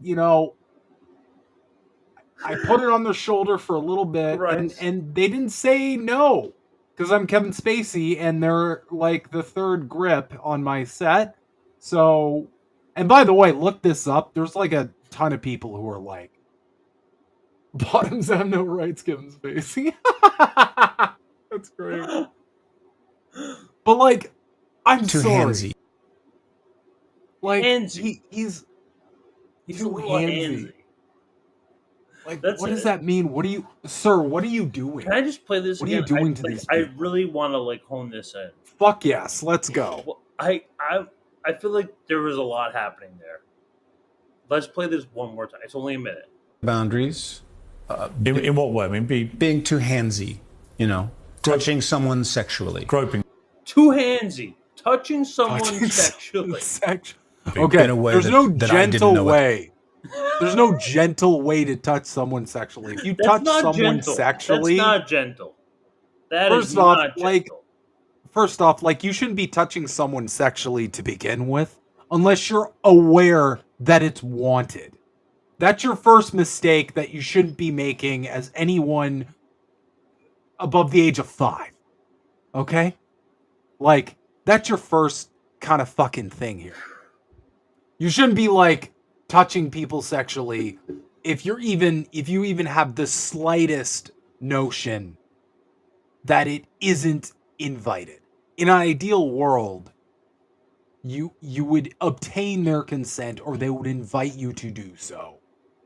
You don't just do it because vibes and you think you're getting a feeling or you're high on coke and you just feel like everybody wants you or something. Okay, too handsy. Like, you don't just touch people because you assume they're gonna like it. That's not how this works. This is the fucking weirdest shit. This is the weirdest conversation. At the time, this is they one of the didn't- weirdest they didn't want conversations I've ever seen. Yeah. Some people would say that that is criminal. That if you grope people in a sexual way against their wishes, that is a crime. I agree that the word grope is a very odd word. What do you mean some people? What people are saying that? When people are like, yeah, that's okay. Yeah, that's besides, totally like- okay. Besides, like maybe like Clinton, some other people. Criminal. Are the some people just like everybody else on Epstein's list who what? Fuck. Some people would say that that is criminal. That if you grope people in a sexual way against their wishes, that is a crime. I agree that the word grope is a very odd word. I personally, I have caressed people. I have been gentle with people. That is the way that I am. You're making a pass at someone. You don't want to be aggressive. You want to be gentle, and you want to see if they're going to respond positively. So I think the word itself is not a word that I associate with my experience. But would you say all of that was consensual, or was it an attempt at seduction that, if it was repelled, by definition becomes, I guess, non-consensual? That if you're being handsy, if you're groping people, and they don't want to do it, then they should let you know they don't want to do it, so that you can understand it's non-consensual and stop. What? Hold on. Don't just hold the phone, hold the fucking Ethernet, hold the smoke signals, hold the carrier pigeon, hold all of the communication lines at once. Hold the fuck on. This 3-day-old avocado, this expired coupon just fucking said, this motherfucker just fucking said, people should let you know that that being a diddle machine is unacceptable. Because People if they apparently he can read all of his signals. Apparently he knows to be gentle with people, but then he doesn't understand at all about what non-consensual means. It should be pretty clear when someone doesn't want you fucking touching them. Like it's not like as simple as he said sexually. That came out of his mouth. It's not just that. He's literally here's what he's implying. He's basically inferring, okay, so he's basically saying, unless someone tells to me, I don't want you doing this to me, it's okay for me to do it to them. That's narcissism 101. I am entitled to do whatever I want unless you say no. And by that time, it's already too late. You've already probably traumatized someone. But also another point too. He's the one who admits, like, touching someone sexually, right? He said that on Piers. That was his verbiage specifically. Touching people sexually. That's what he stated. But then later he's like... touching someone sexually. Groping people. In a way that I didn't know at the time they didn't. So touching someone sexually. He's like touching someone sexually, but then later on he's like, well, I don't know about the word grope, and like I'm gentle, and I didn't know they didn't want it. This guy is in an interview fucking saying this. If I'm raping you, you have to say that I'm raping you. Let me know. Otherwise, it's fine. Otherwise, it's fine. Sorry. Trigger warning. Just giving a trigger warning to everybody here. This might be uncomfortable content, so just putting that out there. We should have a viewer. I got y'all's back. Yeah. Sorry. I would love to have a beer with this guy. But If by having a beer, it involved a wall. That's all I'm saying. So and before you guys all call me a tanky, guess what? I already fucking am one. So how about that?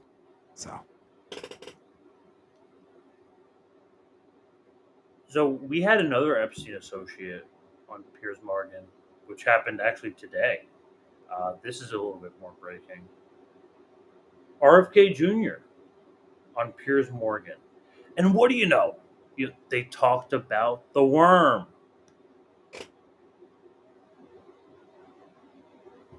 What kind of brain rot is this guy saying about the is not real now? That's diplomacy. Nickelodeon. Let's start with the brain. Let's start with the brain. We're gonna get to that. Nickelodeon. We're gonna get to that. Nickelodeon tier. That was great. Well, let's watch the worm. Diplomacy at work in front of our viewers' very eyes. I want to just ask you a couple of health questions. One is you got everyone going with this extraordinary revelation about the worm in your brain.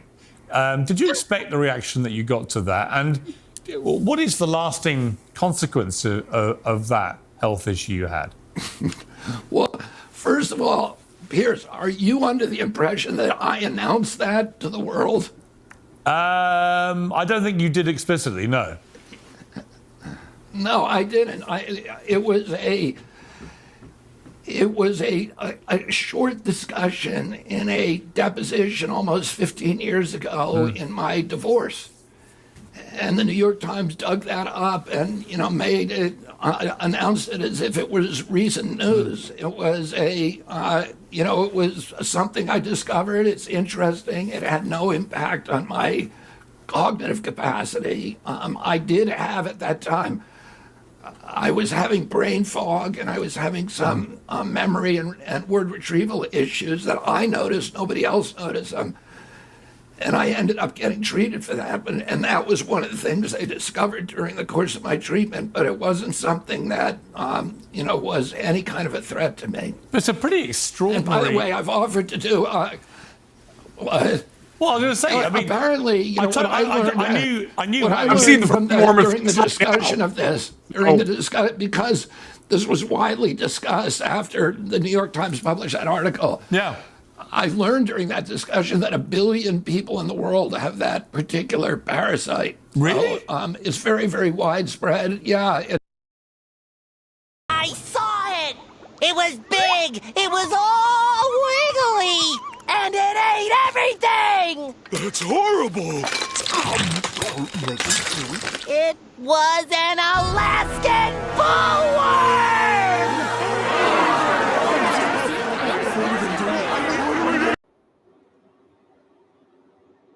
I mean, yeah, I'm sure 1 million people. My doctor said there were 2 places that I could have gotten it. One was in India, where I had traveled extensively, and the other was in the hog industry, because I've been litigating against factory farms in North Carolina and Utah, around the country, and apparently this parasite is very, very common among people who are in that industry. I saw it! It was big! It was all wiggly! And it ate everything! That's horrible! Sorry. Whatever it was, the one that was inside of my brain died on its own, thank God. So to reassure potential...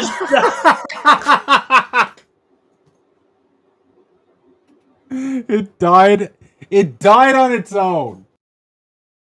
I saw it! It was big! It was all wiggly! And it ate everything!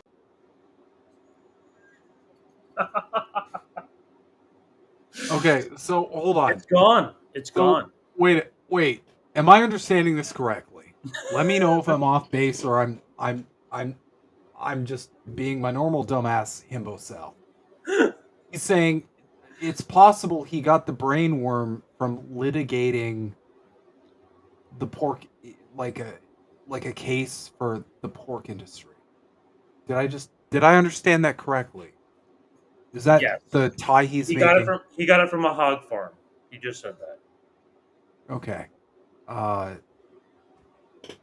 That's problematic, I think. What were you doing in a hog farm, sir?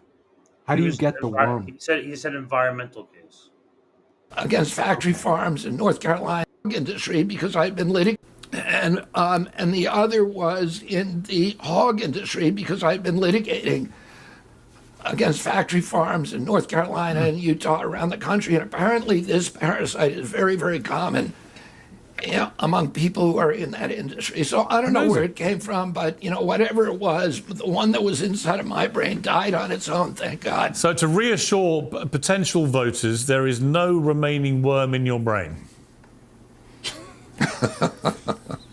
Yeah, thank you very much, Piers. And I've said I'm very, very happy to take cognitive tests along with President Trump and President Biden. I would love to see that. Maybe they could. Okay, well, I'm going to be honest. I'm going to be honest. If he takes a cognitive test along with two effectively brain-scattered dumpster fires, obviously he's going to test high comparatively. But, I mean, if you get a C-, you beat the people who got Fs, right? And yeah, when he says it affects millions of people, we know millions of people have brainworms. They're called conservatives. We're aware. or liberals. I mean, there's a lot of brainworms happening. Yeah, exactly. We're in a. I mean, this guy's running as an independent apparently, but it's pretty clear about Israel. Where he's at. Independent from a full brain. Am I right, guys? Oh my God. Sent straight from APAC. And of course, we need to hear all of his opinions on foreign policy. I just wanted to bring this up because this is interesting. I might do this instead of Candace. I think I'm going to replace Candace with RFK for the live stream title.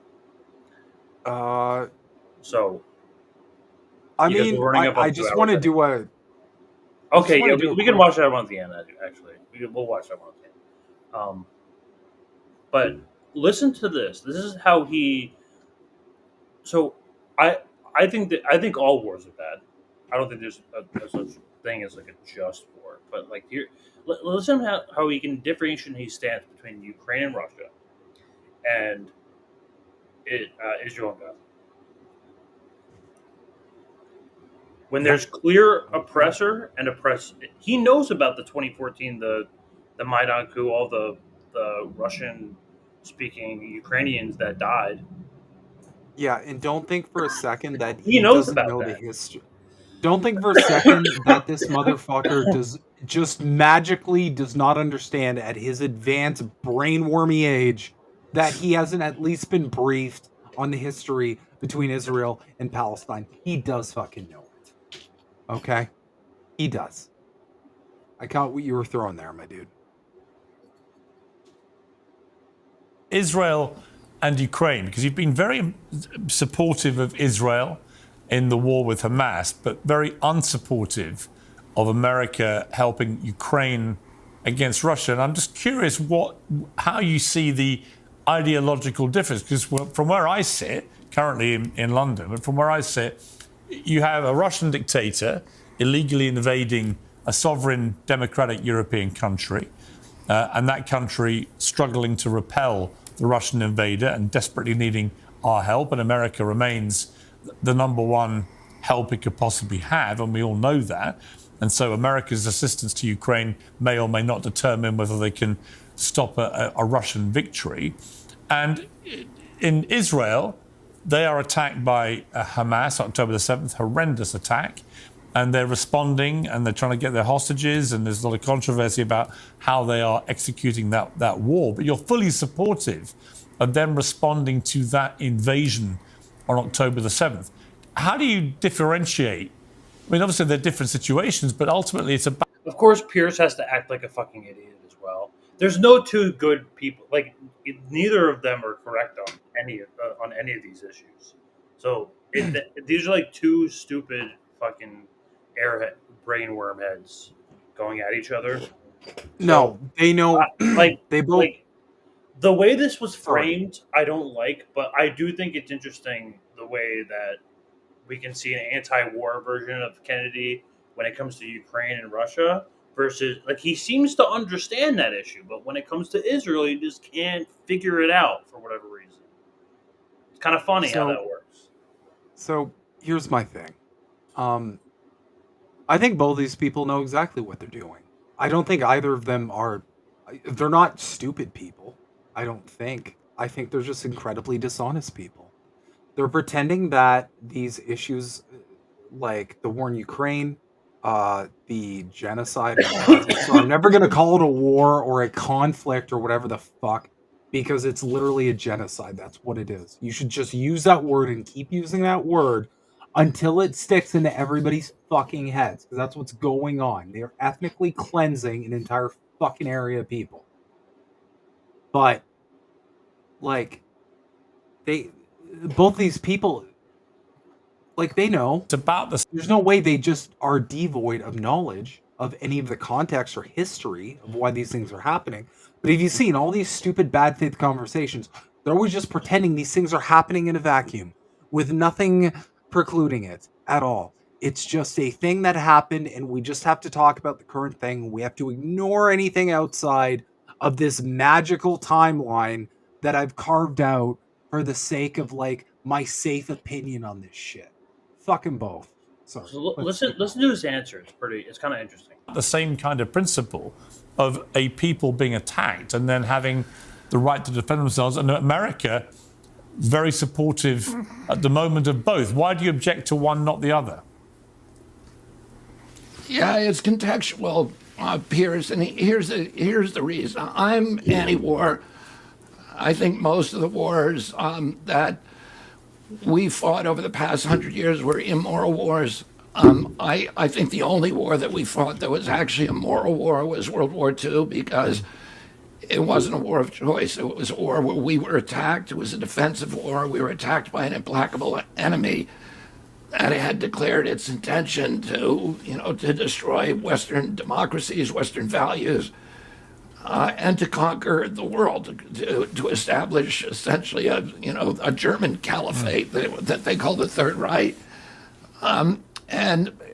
But most of our wars, including World War I, were wars of choice. My grandfather protested World War I, lost a lot of his friendships, but it was a war to benefit bankers and arms dealers. And I think the Ukraine war is the same. It's a war of choice. It's a war we should never have had. It's a war that President Putin, we provided the provocation, which was our insistence, irrational insistence, of putting NATO into Ukraine.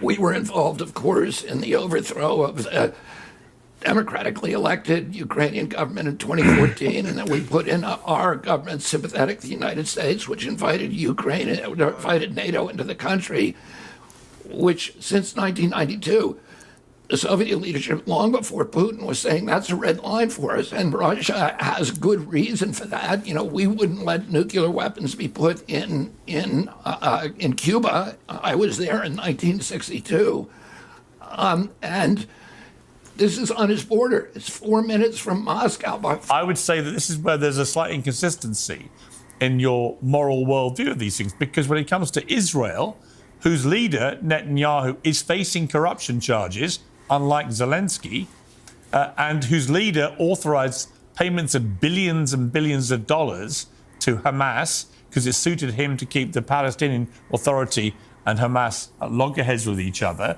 that you support without any equivocation continued ongoing support for that government and Netanyahu and what he's doing, when much of the world is enraged by the scale of the response to October the 7th.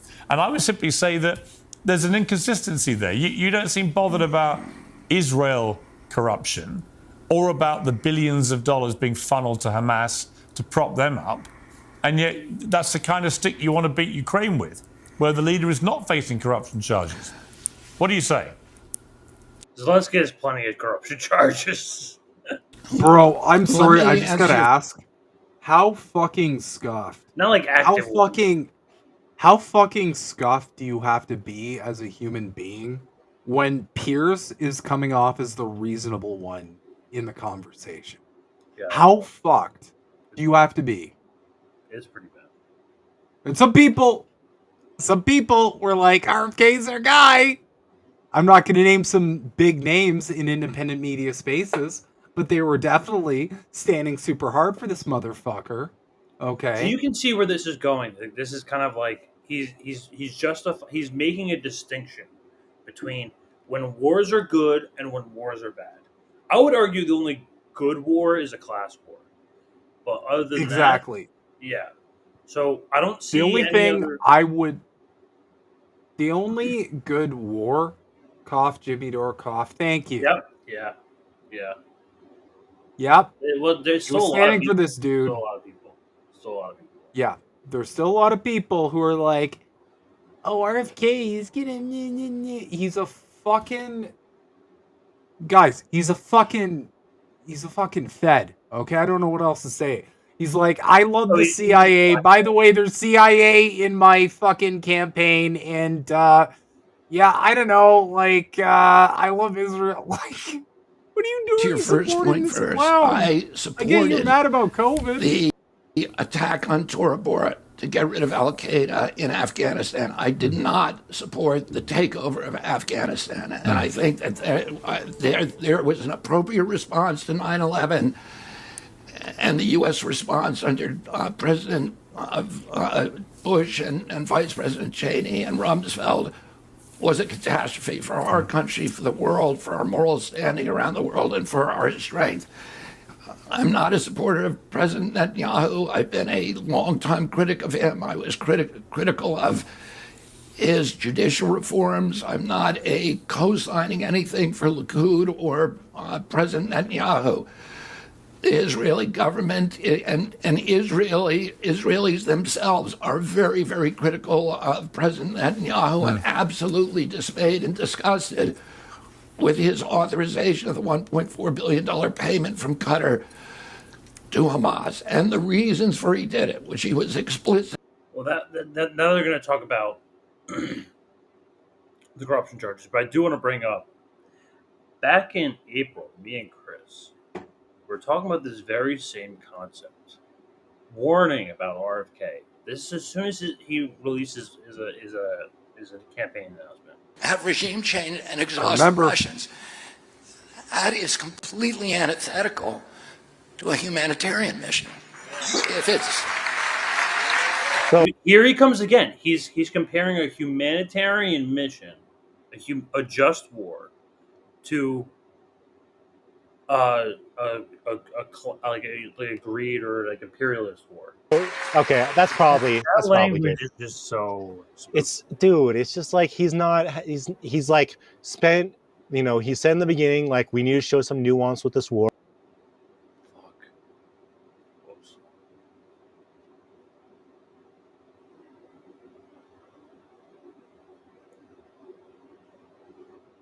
With this war, and then he just bullshits for 25 minutes to make you kind of forget that like war is bad.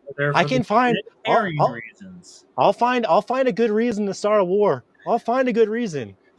Like, it's very, very concerning.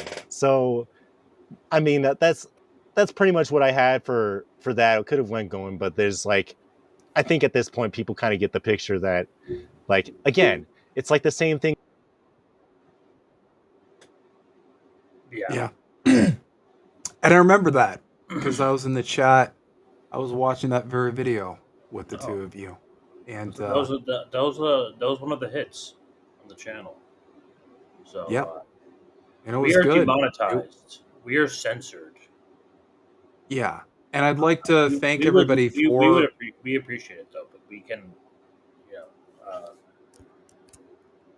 I just want to give an aside and thank everybody for tuning in to these. Indie News Network, if you guys aren't aware, is throttled, censored, demonetized. Like, I could go on. Our shit has, like, we recently found out that Linktree will not link to our Substack because it's a bad link or whatever the fuck that means. So we're I don't yeah, know. Yeah, we're so like the thing is like I feel like there's I don't know how the people make like you can see it with T Lab, like he gets censored all the time, and he doesn't get as many viewers as like some of these like big hitters out here, and it's because they're like playing it safe. You know, like we talk about COVID and shit like that, and from scratch, it's a very very long hill. It's a very very big hill. not just that, but you know It's very what? off Like, topic now. But here's the thing. Like, my core objective in doing all of this, the reason I do all of this, is because I want a better world than the one we have, because I feel like the one we have is not even remotely reaching the potential of the world we could have. That involves talking about shit that's inconvenient. So a lot of these people, you know, they're growing, they're blowing up, but as you can see, they're playing it safe. And I'm not going to name names, but a lot of them are. And I have no fucking... I have no attachment to this at all. I'm just No. here to just what's going on. I'm not doing this to get another job. Okay, I have a career already. I'm not doing this to make it big, and you know, like because here's the trap that I feel like a lot of content creators fall into. They get wrapped up in this as a job and a source of income and all that, and that's great, but I feel like a lot of content creators don't realize that because of all the hurdles they have to go around, they're being trained to avoid certain topics and certain phrases and all that, so they can make their money, and so they can so they can get so they can make it a fruitful career. And the problem is, the way to do that nowadays is you have to dodge all these different things. I'd rather not do that. I don't care if we're against the odds 20-1. I'm always going to speak my mind, and I'm always going to speak the truth. And I'm never not going to fucking do that. And if you ever see me talking about like, oh yeah, the bird flu 3.0 jabs based, please find me and shoot me in the head, because I have been compromised by Neuralink. Anyway. The boss supported the attack on Tora Bora to get rid of Al Qaeda in Afghanistan, fight the world for our moral standing around the world, and for our President Netanyahu from Qatar to Hamas, and the reasons for he taking it in Israel are not supportive of President Netanyahu. So they're not all in agreement, are they? Yeah, well, no, but Benny Gantz did not resign in protest of any specific war policy. Well, no, he resigned because he doesn't believe there's any end game. There's no end game, he says. There's no plan for the day after the war. Well, and he's right, there isn't. Well, I agree there should be an end plan as well. So but that's not the question. The question is, do we need to disarm? Does Israel need to disarm Hamas before a ceasefire or get the hostages back? And I would say the hostages have to be returned and Hamas has to be disarmed, or else how can you have a peace? I don't know. How do you disarm? Hamas, how do you disarm? Hamas is, but how do you disarm the rest of Hamas? We're not sure how many are left, but certainly thousands of them, when they're embedded now in refugee camps amongst hundreds of thousands of civilians, millions of them. And so even Israel doesn't even know. They don't know how many they've killed. They don't know how many they've killed. They have don't know how many. Yeah, they have no clue. They have no means. They have no means of determining that. And it's all AI. It's all fucked up AI. Every time you launch an offensive against them, they're using ChatGPT to kill people. I'm telling you, this is what's actually happening. They have an AI called Lavender.